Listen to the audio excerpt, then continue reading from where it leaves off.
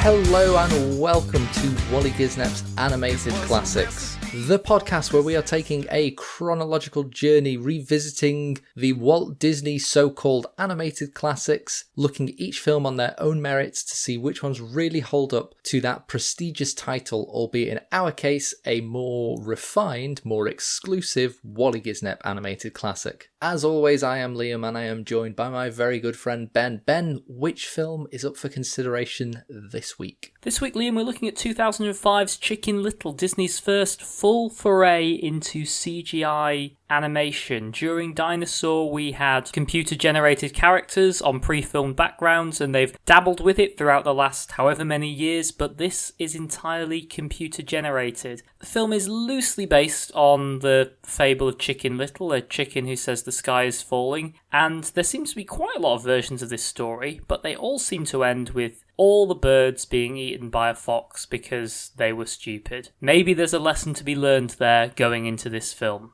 And maybe there's some light at the end of the tunnel as you suffer through this film, hoping that it ends in much the same way as the original fable.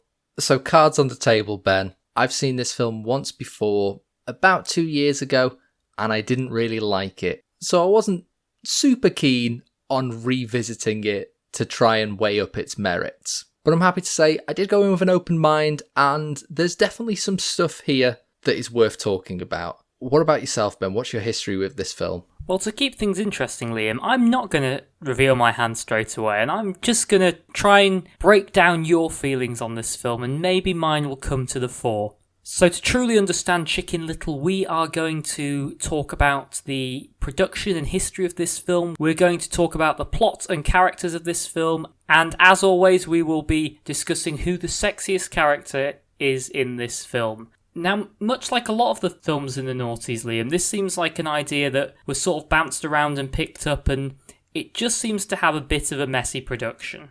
Yeah, the idea behind this film was kind of conceived back in 2001, and over the years it had a few rewrites and the company kept sending it back to tweak it some more. And really I think that has to do with the fact that you're taking a short, very simplistic children's fable and trying to write a feature film from this. And in the end, I think what they went with is probably the right approach, where really the original story is just the opening of this film, and the narrative itself is more to do with the fallout and how it affects the character, which I have to say is actually quite an interesting approach to take. As you've said as well, this was Disney's first foray into a fully computer animated feature. They were facing stiff competition from the rising stars of DreamWorks and Pixar,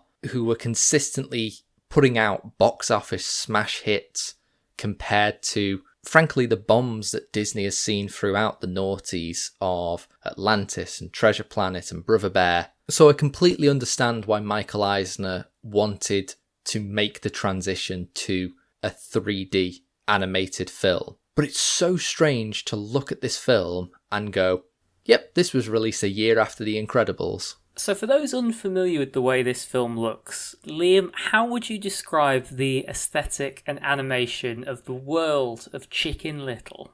There's a lot of texture everywhere, and it's not pleasant texture. We see a lot of hairy denizens of this world, and I think of Monsters Inc., where Pixar only made Monsters Inc. when they were confident that they could bring the character of Sully to life. And every hair on Sully was individually animated. And the end result is this beautiful, furry, huggable creature on which the film was so supported, because that story is obviously about a relationship between a young girl and a monster. He has to be appealing to look at and you want to hug him. There are so many hairy characters in this film and all of them look so uncomfortable. And there's texture everywhere on top of that. You see brick walls and the bricks are all like stippled and there's relief there, but it looks uncomfortable. One scene in particular that really gets under my skin is there's a scene in a movie theatre and you can see the chairs, and the chairs seem to have this kind of woven quality to them like you'd find in a cinema, but they look so uncomfortable, and even looking at it, I could feel the material under my fingernails, which, to be fair, hey, they've managed to recreate a realistic material. It just happens to be a material that I find cringe-inducing. I think Chicken Little, and maybe Meet the Robinsons, which we'll be looking at very soon, they are both the CGI equivalent of Home on the Range, where the contrast is just turned up a little bit too high. Everything's just a bit too stark. There's not enough pastel and lighter shades, and it's quite visually noisy. Now you say that, there is a lot of shadow in this film where I feel the animators aren't particularly comfortable with the light sources in a 3D space. And it gives a depth to everything that adds a very uncanny contrast, I suppose. Everything just looks a little bit wrong.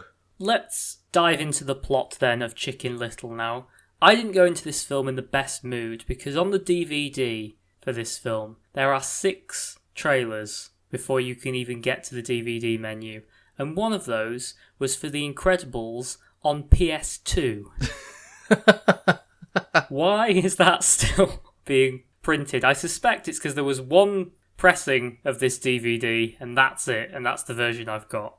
So we open with, I don't want to say a series of fuck yous to the audience, but I don't know how to describe it. So we do. Well, I don't really know how to describe this film other than a series of fuck yous to the audience.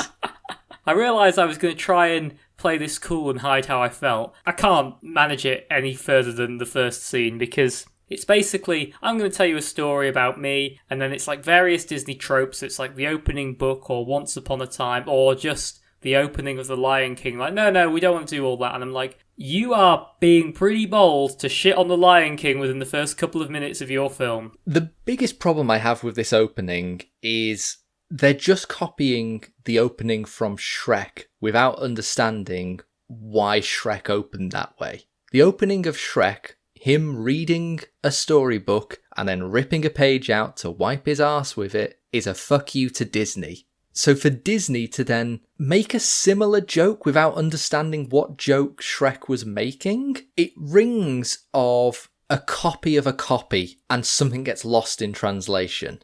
And it's very cynical, and the absolute worst of them, as you say, is using the Lion King opening, because if you are not 100% confident in your film, you should not reference a Stone Cold classic in the opening of your film. So our opening is basically the fable, which is Chicken Little says the sky is falling. And we establish this is a kind of anthropomorphic animal world, similar to Zootropolis and Robin Hood, right? It's a human world, but they're all sort of animal-ish. And that's the best description I've got of this world, because nothing in it makes any kind of sense. And yeah, Chicken Little screaming that the sky is falling, everyone panics, then they all laugh at him and call him an idiot. Oh, there's a bit where they're playing an actual clip from Indiana Jones and Raiders of the Lost Ark. And I was like, so not only does that film exist in this world, it's an actual film of a human being that they are watching. No, in this universe, they've developed incredibly good computer-generated imagery that far surpasses reality. The polygon count of even their own reality. So we're introduced to Chicken Little, voiced by Zach Braff, who just doesn't really have a personality. And we're also introduced to his awful dad. And I'm going to say it, he's the worst Disney dad. And I'm fully aware, Triton destroyed every single thing Ariel loved that she had, just to prove a point. I would say that's fair. I will say I quite like the casting choice of Gary Marshall. I think that voice perfectly embodies the type of father figure they're going for. So I think that was a really good casting choice. Zach Braff, on the other hand. Now, I don't really have a problem with Zach Braff. Why not? I can't say I particularly like anything he has done, but I might not be the audience. And his stuff certainly has an audience. But him being a big name at the time, they really should have written a more fitting project for him, because I do not buy 30-year-old Zach Braff as this tiny chicken boy. The voice just doesn't fit. You need that generation's Macaulay Culkin. Yeah, it's bad. And I will say, as a positive, I think the voice performance he is giving is fine, if not good. It just does not fit the character of a tiny chicken boy. It's just Zach Braff in a booth. He emotes fairly well. When he has to put across a particular emotional feeling from the character, I know what he's going for, and I believe it. I'm just constantly jarred by the fact that I'm just hearing Zach Braff's voice come out of this tiny chicken boy. Not quite as jarred as hearing Joan Cusack's voice come out of the most hideous character model possibly ever. I'd back that up, yeah. And I know her character is called the Ugly Duckling. Well, she's not, but that's what she gets referred to as. And I get it, but surely you can make something a bit more aesthetically pleasing. Because it's all the other characters are ugly too, but I don't think they're meant to be.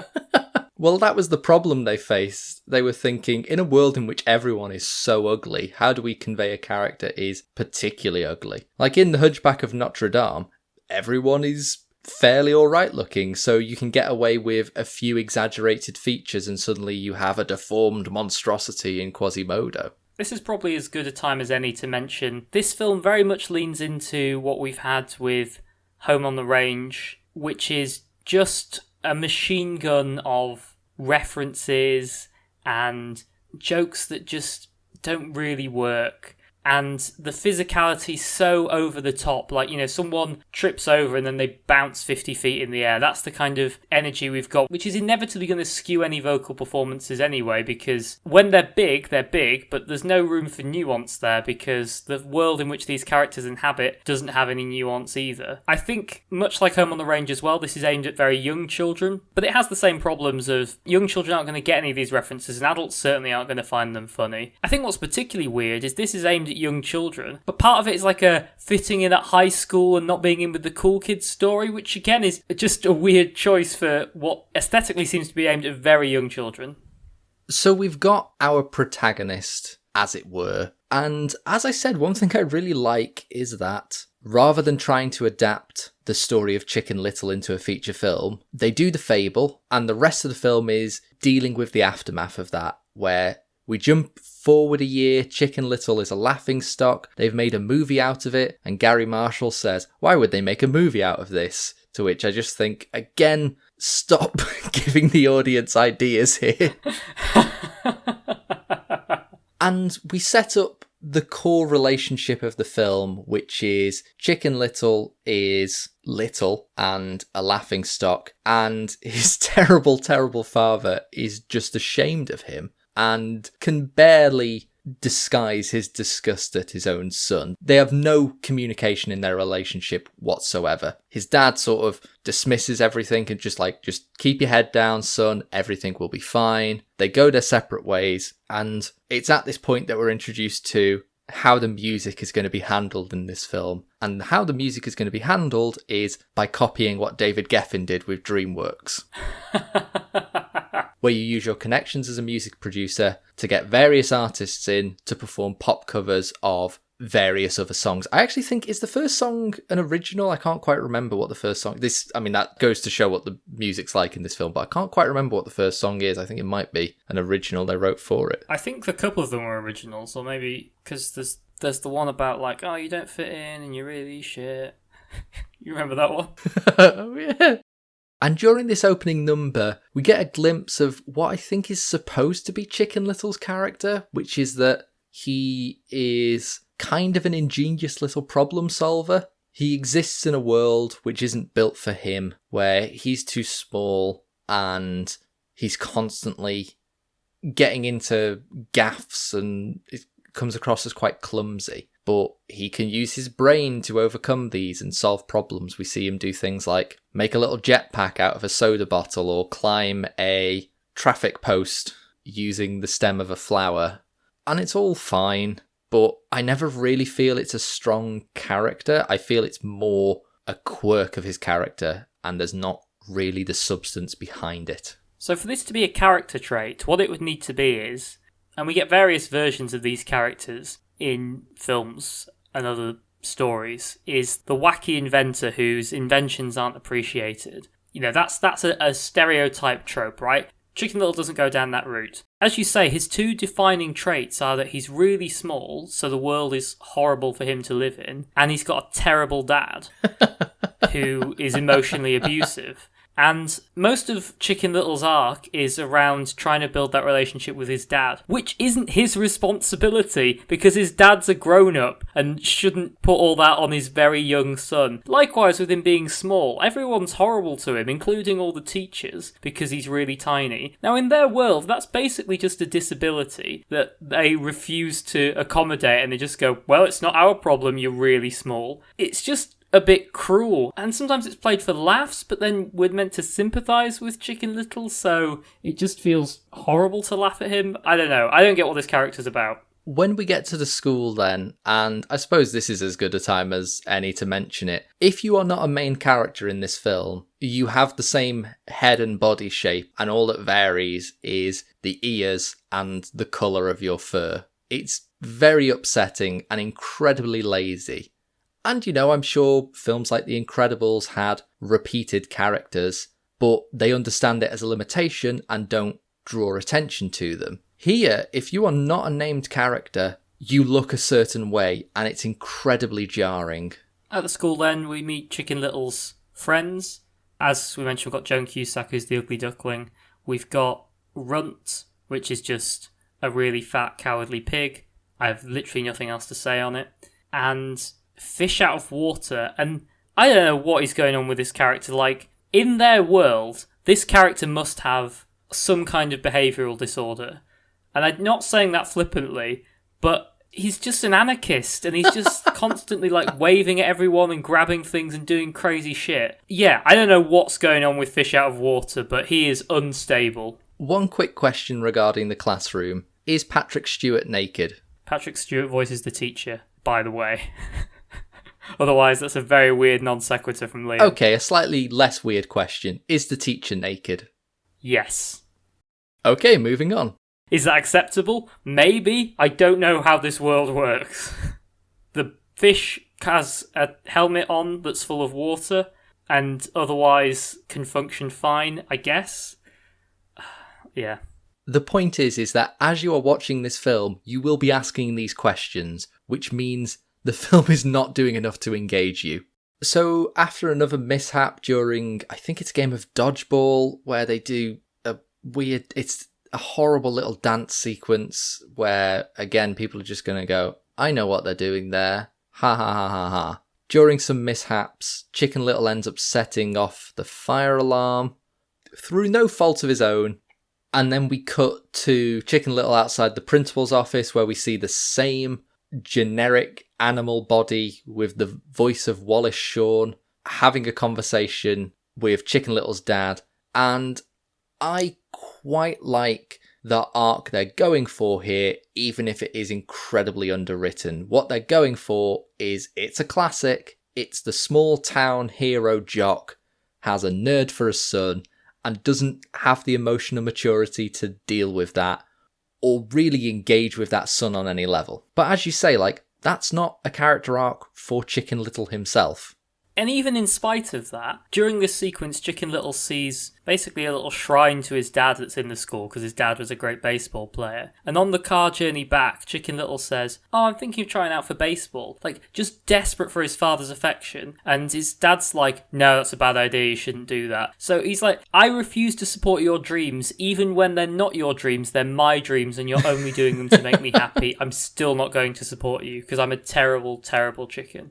In his father's defence, which is not a sentence I will say a lot during this film, I have no idea what Chicken Little is into. And his dad suggests, potential hobbies, like stamp collecting or glee club. And the way it's performed and written, it does come across as his dad can kind of see what Chicken Little is doing here and is just like, you don't have to do baseball to impress me. Find your own thing, it's fine. But does not have the emotional maturity to have that proper conversation with his son. Awful dad. Awful dad. Just a big cock. Which leads us into a 10-minute segment of the film that frankly goes absolutely nowhere, which is for some reason... Hang on, Liam, narrow it down for me.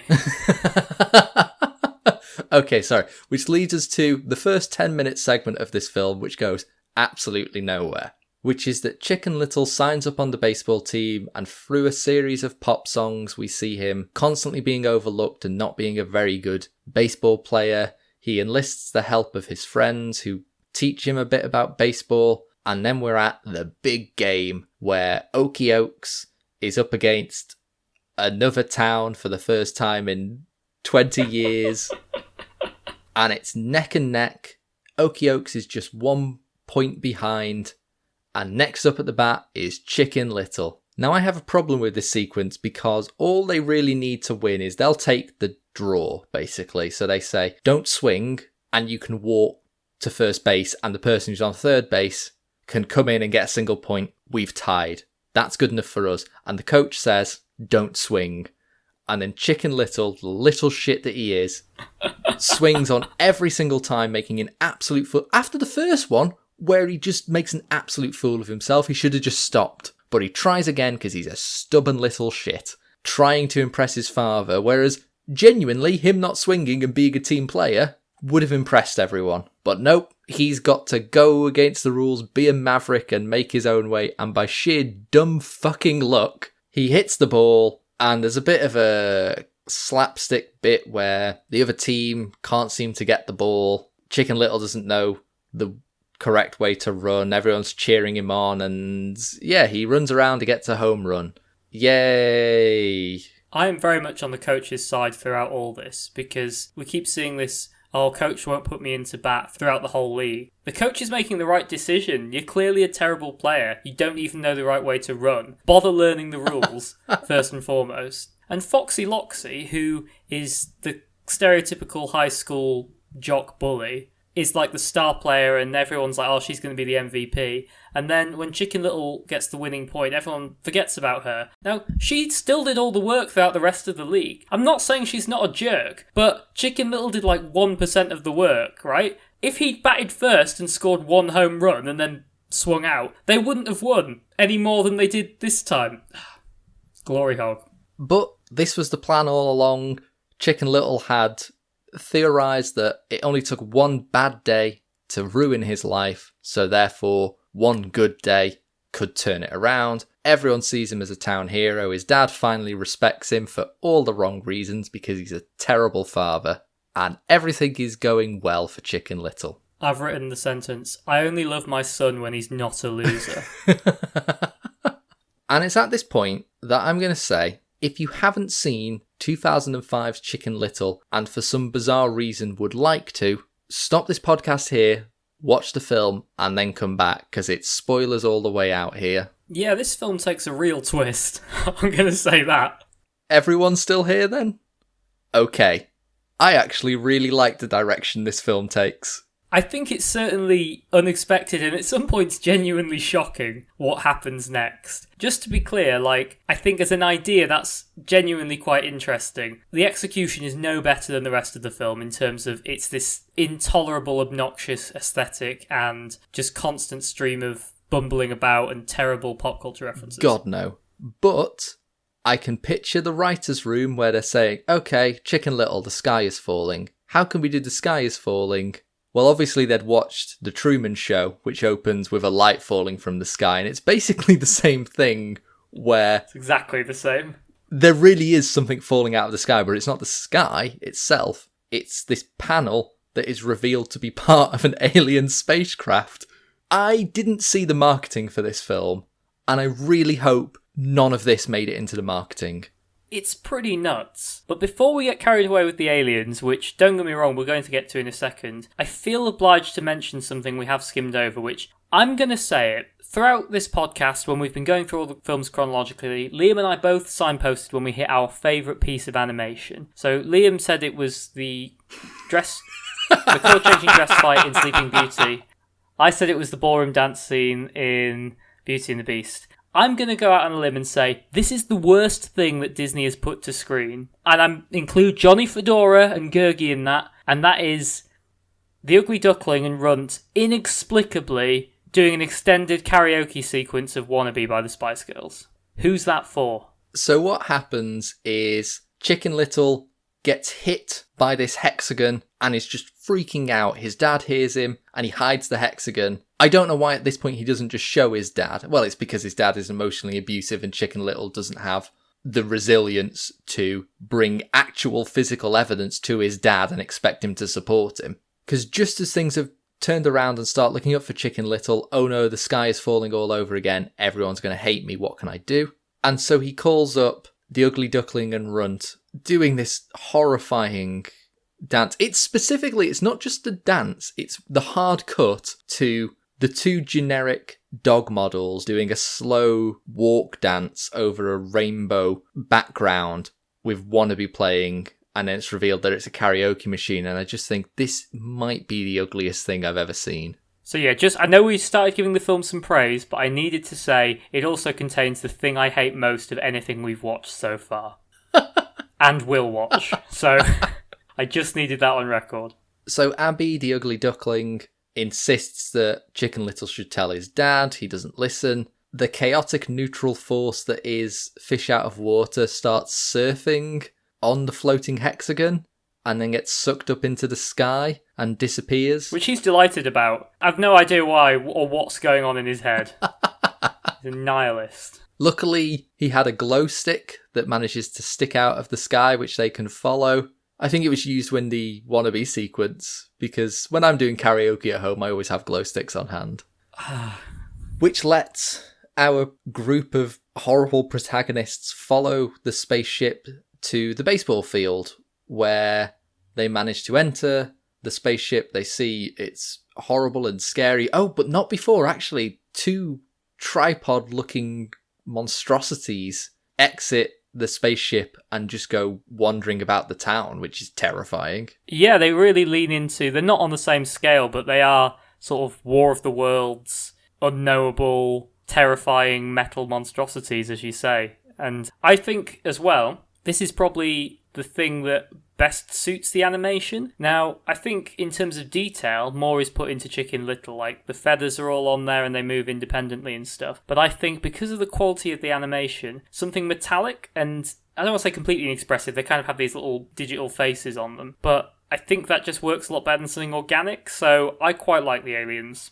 It's about understanding your limitations as an animator, or rather as an animating studio, I should say. It's nothing against the individual animators. And it reminds me of how Pixar would make a point of incorporating something or basing a film around something when they achieved something new. So obviously in the first feature, everything looked weird and plasticky, so they made it about plastic characters. Then they had the ability to do mass crowds, so they did a story about ants. They nailed the hair, they did the monster. They wanted to experiment with water, they did Finding Nemo. They could finally do people, they do The Incredibles. Every step is understanding your limitations and what you can achieve with animation. Clearly, they could do these hairy, furry characters. I think Chicken Little looks pretty good. The problem is once you've set that pitch, the world around it has to match it, and none of the other characters are up to the same standard as Chicken Little. They feel very lazy and very copy-pasted. And if they had known that going in, I don't think they would have done this 3D animated. So they board the ship looking for fish. Chicken Little interacts with a little furry orange thing that starts following them. That's what happens. I'm not oversimplifying it. And they find fish, again, just being weird by, like, standing behind an X-ray machine and, like, animating himself so he looks like a corpse. As I say, he's weirdo. They also find out that Pluto is in fact a planet, according to the aliens, which is nice. Because in the central room, they see a map of the solar system, and every planet, and starting from the outermost, every planet, including Pluto, up to Earth has been crossed out, which they infer as, we're being invaded, we're next. So then they get off the spaceship. I don't know what to say. They go on the spaceship, then they get off the spaceship, and they run back to town. The aliens, seeing the little orange creature is gone, chase after them. There's a big load of faffing in a cornfield, and Chicken Little and the gang are convinced the aliens are here to invade, so they run to the school bell and ring it loudly. The noise is very painful for the aliens. This never seems to come back into it. Oh, yeah. And Yeah, they set that up as a thing, and they just drop it. So the whole town comes rushing out. They're like, Chicken Little, what's it this time? It's like, oh, there's aliens. And then obviously the aliens have disappeared. Their invisible ship's flown off. It's an incredibly frustrating sequence to watch because we can all see where it's going, and it takes forever to get there. And even though his friends are like, no, we just saw it happen, other than Fish, who's just doing his own thing, everyone's like, no, you're all idiots too, but we blame Chicken Little. Generally, I find the society is very intolerant of children. With this sequence, I've got two major points. One is that they should have got someone else to ring the bell. They couldn't have got Runt to do it. He's too big to get up to the school bell, but the ugly duckling could have rang it, and she could have been the one to explain what's going on. But no, let's put the guy who has a history of ringing the school bell out into the firing line. And the other point I have is that the turkey mayor bathes in his suit and hat because the animators didn't want to make more than one character model for him. That is a very fair point. The Turkey Mayor almost has a thing that's good. I think it's probably the best recurring joke in it, where whenever he's saying or doing anything, he's got an aide that's just stood there with, like, cue cards that tell him what to say and do, which is marginally funny. I will give them that.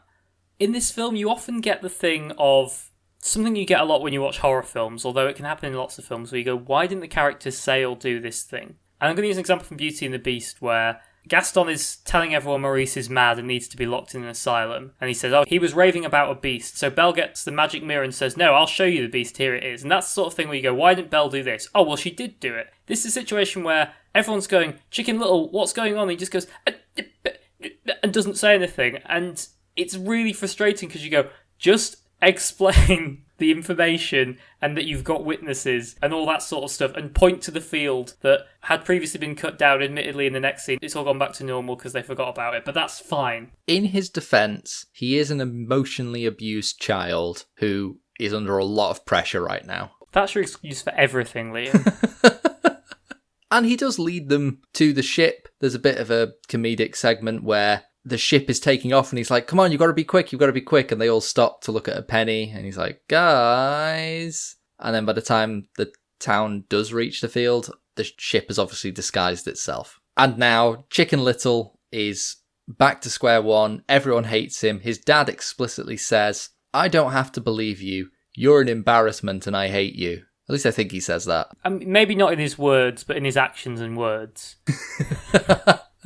There's also a strange line here where Runt's mother says, don't make Mummy take away your Streisand collection. And I am so sick of the joke being a male character having either feminine tastes or somehow being gay adjacent. I genuinely hate this source of humour where the joke is that, oh, well, that's not normal for a boy. That's the joke. Which again massively undermines a film that's meant to have its emotional heart be a father-son relationship that has poor communication because they're both male. Like, that just doesn't work. And again, this is meant to be aimed at young kids, so like, obviously they're not going to be getting any of those references. And as an adult, you're just like, this is rubbish. But it's not just about the kids not getting the relationship. Kids get these attitudes from the media they consume. And if from a very young age they're watching films in which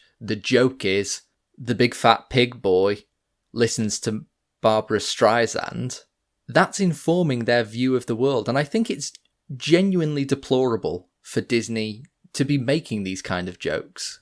I wasn't going to talk about this because I didn't think it'd be relevant, but since we're on the subject, so I play a little Disney game on my phone. It's just like a little dungeon crawler app type game. And they had the audacity today to have a Pride mouse head sort of icon that you got for free for logging in during Pride Month. And I was like, Disney has had zero pride about anything that's not heteronormative, infamously so. And aside from what you just said about reinforcing those norms, in spite of that, Disney has a huge gay following. There's a huge amount of love for that. Obviously, one of their superstars of the Renaissance era was the first openly gay person to win the Best Original Song Oscar. And Disney just don't acknowledge any of this. Like, think of the hundreds of thousands of characters that are in Disney films and Disney media, and not a single one of them is openly gay.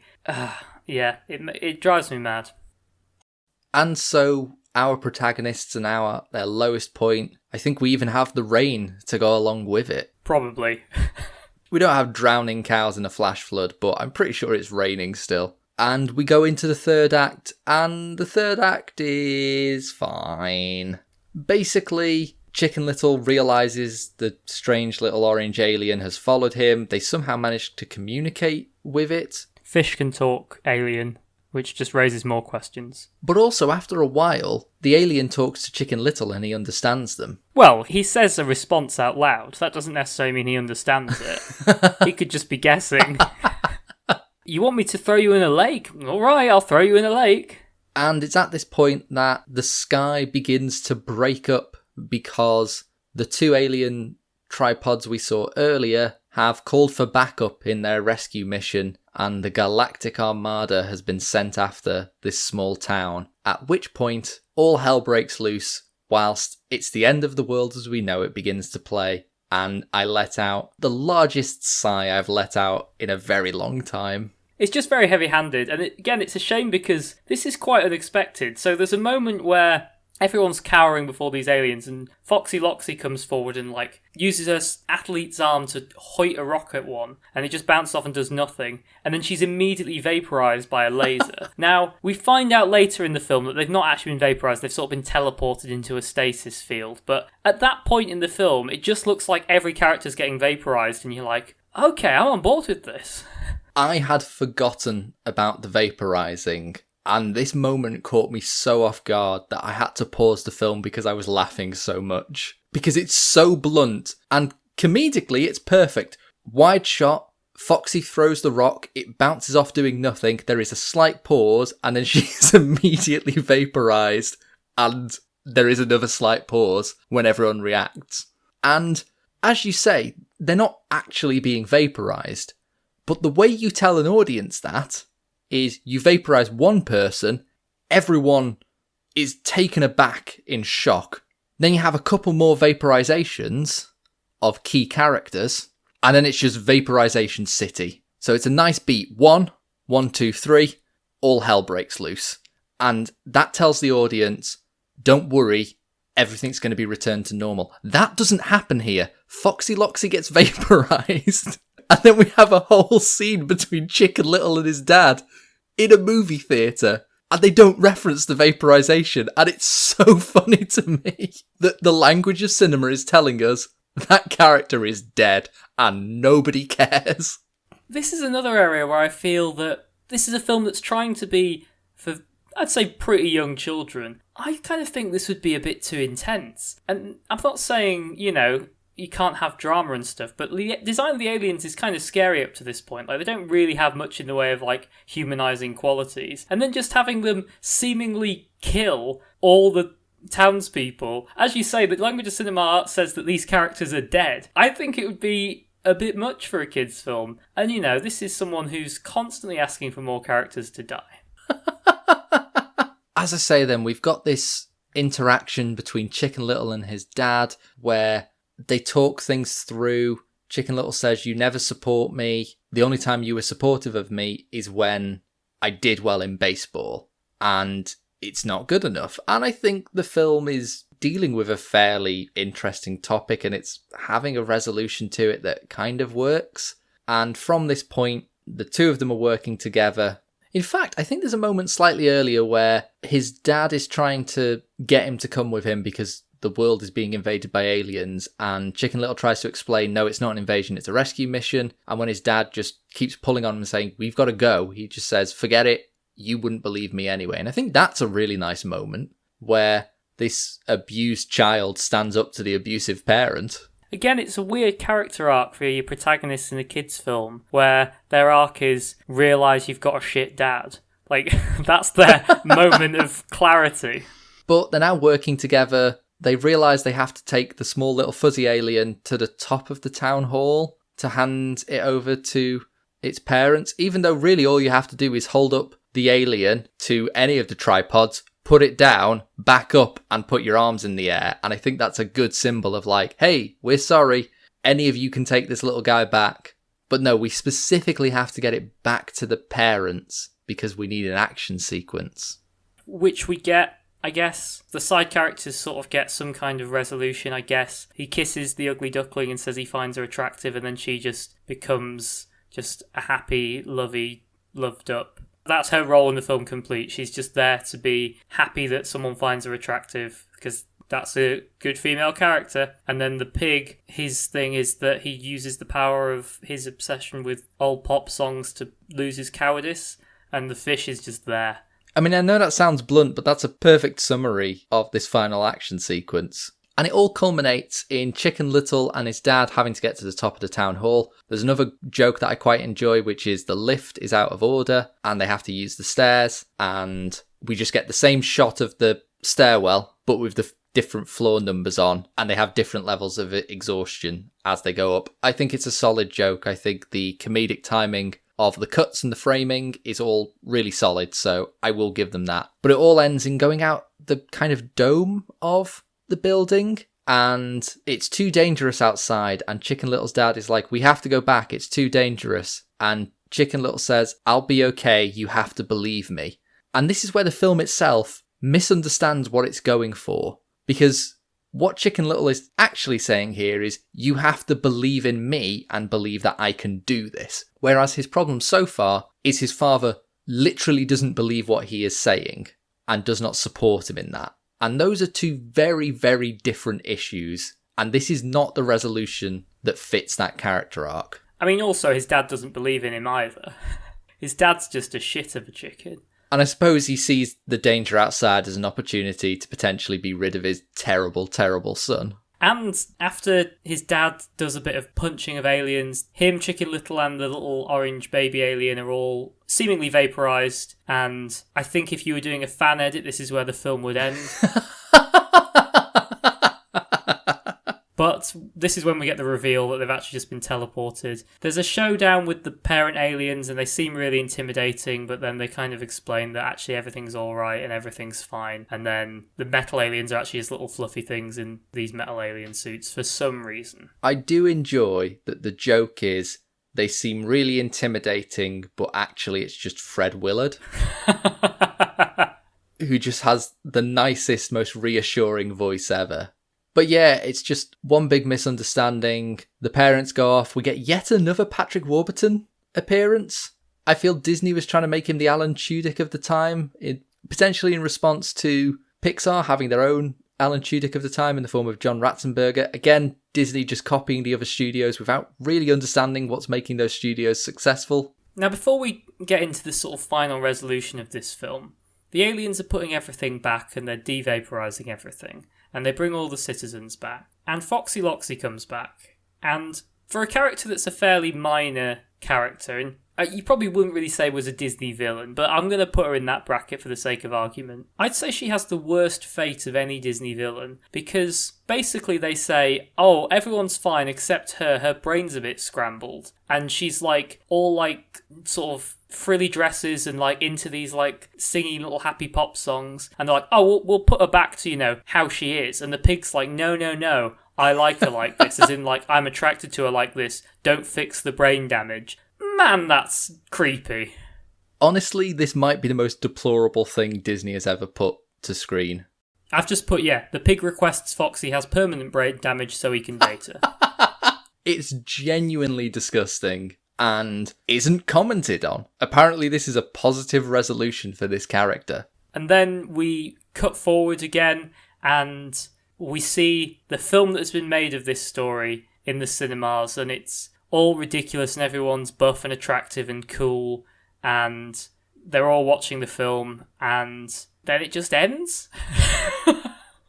Yeah, so they're watching this film. The joke is that it's obviously not a reflection of what actually happened. It's this cool action film starring Adam West. Well, I suppose starring a chicken voiced by Adam West. They're not doing the live action like they did at the start. Maybe they are, because maybe Adam West really exists in this world if Indiana Jones does. Oh, right, so you're saying that this is a computer... Well, it would have to be a computer-animated film, because spaceship... I was going to say because spaceships aren't real, but they are real in this universe. But they are real.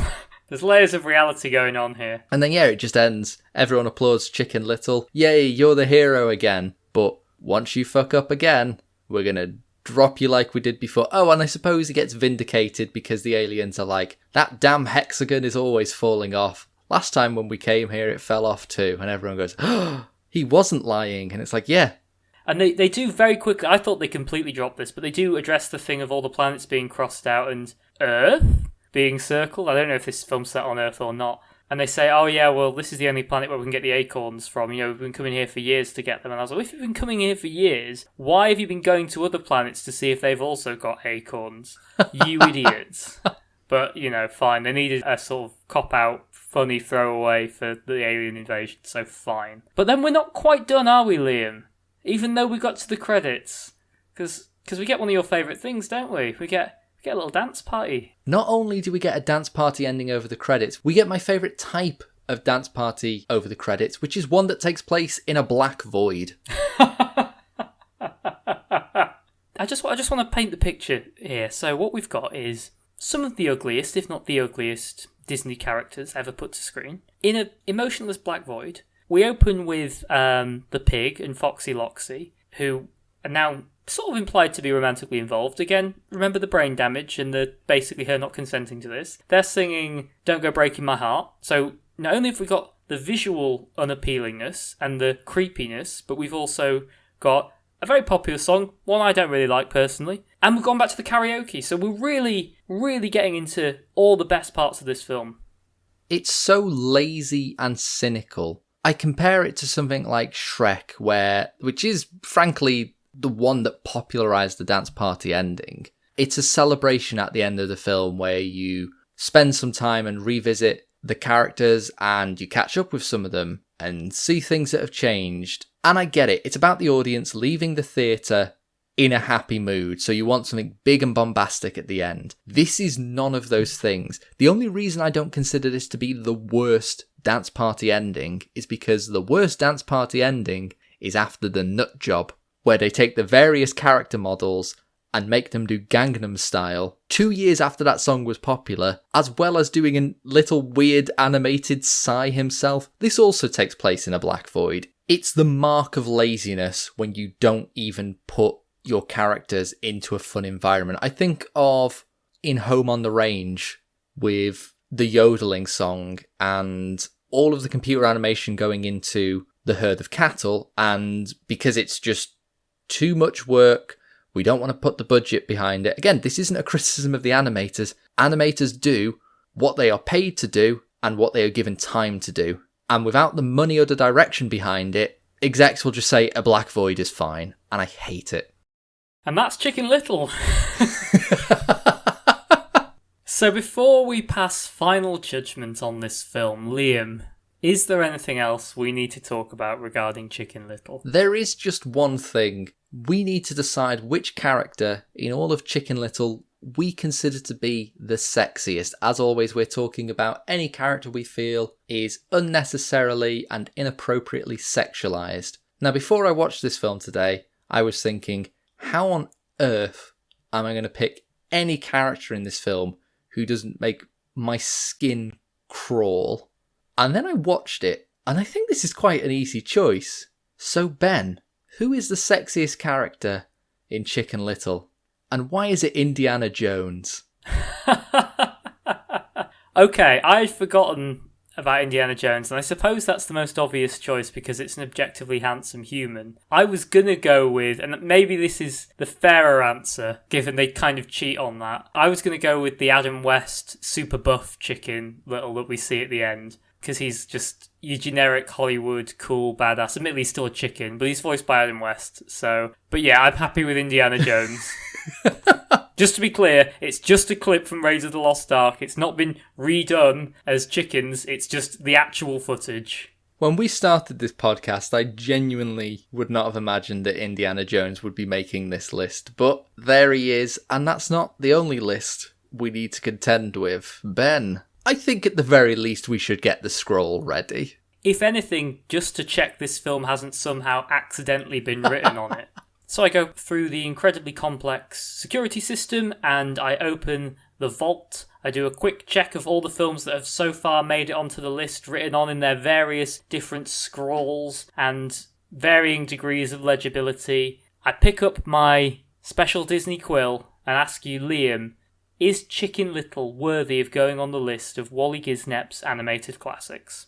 Now, this was Disney's first foray into fully 3D animated features, and naturally there's going to be some teething problems there, but we are trying to judge this objectively, and I think we have to consider just how ugly this film really is. I think it was ambitious in its pitch for the character designs, maybe more so than they were capable of doing, which is why we end up with the hideous repeated background characters.